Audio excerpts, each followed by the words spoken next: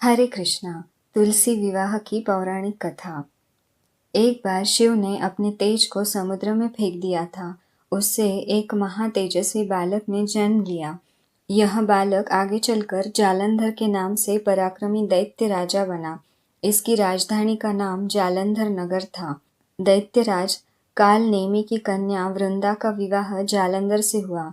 जालंधर महाराक्षस था। अपनी सत्ता की मद में चूर उसने माता लक्ष्मी को पाने की कामना से युद्ध किया, परंतु समुद्र से ही उत्पन्न होने के कारण माता लक्ष्मी ने उसे अपने भाई के रूप में स्वीकार किया।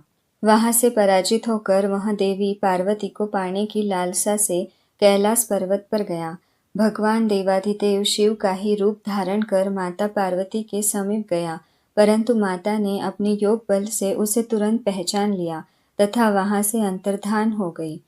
देवी पार्वती ने क्रुद्ध होकर सारा वृत्तांत भगवान विष्णु को सुनाया। जालंधर की पत्नी वृंदा अत्यंत पतिव्रता स्त्री थी। उसी के पतिव्रत धर्म की शक्ति से जालंधर न तो मारा जाता था और न ही पराजित होता था। इसीलिए जालंधर का नाश करने के लिए वृंदा के पतिव्रत धर्म को भंग करना बहुत आवश्यक था। इसी कारण भगवान विष्णु ऋषि का वेश धारण कर वन में जा पहुंचे, जहां वृंदा अकेली भ्रमण कर रही थी।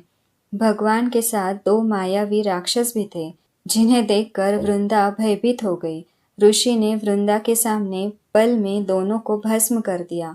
उनकी शक्ति देखकर वृंदा ने कैलाश पर्वत पर महादेव के साथ युद्ध कर रहे अपने पति जालंधर के बारे में पूछा। ऋषि ने अपने माया जाल से दो वानर प्रकट किए। एक वानर के हाथ में जालंधर का सिर था तथा दूसरे के हाथ में धड़। अपने पति की यह दशा देखकर वृंदा मूर्छित होकर गिर पड़ी। होश में आने पर उन्होंने ऋषि रूपी भगवान से विनती की कि वह उसके पति को जीवित करे। भगवान ने अपनी माया से पुनः जालंधर का सिर धड़ से जोड़ दिया, परंतु स्वयं भी वह उसी शरीर में प्रवेश कर गए। वृंदा को इस छल का तनिक भी आभास न हुआ।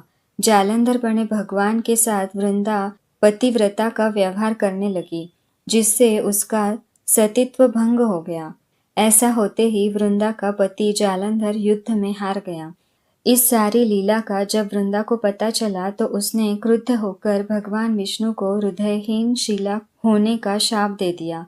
अपने भक्त के शाप को भगवान विष्णु ने स्वीकार किया और शाळिग्राम पत्थर बन गए। सृष्टि के पालनकर्ता के पत्थर बन जाने से ब्रह्मांड में असंतुलन की स्थिति हो गई। यह देखकर सभी देवी देवताओं ने वृंदा से प्रार्थना की कि वह भगवान विष्णु को शाप मुक्त कर दे। वृंदा ने भगवान विष्णु को शाप मुक्त कर स्वयं आत्मदाह कर लिया। जहाँ वृंदा भस्म हुई वहाँ तुलसी का पौधा उगा। भगवान विष्णु ने वृंदा से कहा, हे वृंदा, तुम अपने सतीत्व के कारण मुझे लक्ष्मी से भी अधिक प्रिय हो गई हो। अब तुम तुलसी के रूप में सदा मेरे साथ रहोगी। तब से हर साल कार्तिक महीने की देव उठावनी एकादशी का दिन तुलसी विवाह के रूप में मनाया जाता है। जो मनुष्य भी मेरे शाळिग्राम रूप के साथ तुलसी का विवाह करेगा, उसे इस लोक और परलोक में विपुल यश प्राप्त होगा। उसी दैत्य जालंधर की यह भूमि जलंधर नाम से विख्यात है। सती वृंदा का मंदिर मोहल्ला कोट किशनचंद में स्थित है। कहते हैं कि इस स्थान पर एक प्राचीन गुफा भी थी जो सीधी हरिद्वार तक जाती थी। सच्चे मन से 40 दिन तक सती वृंदा देवी के मंदिर में पूजा करने से सभी मनोकामनाएं पूर्ण होती है।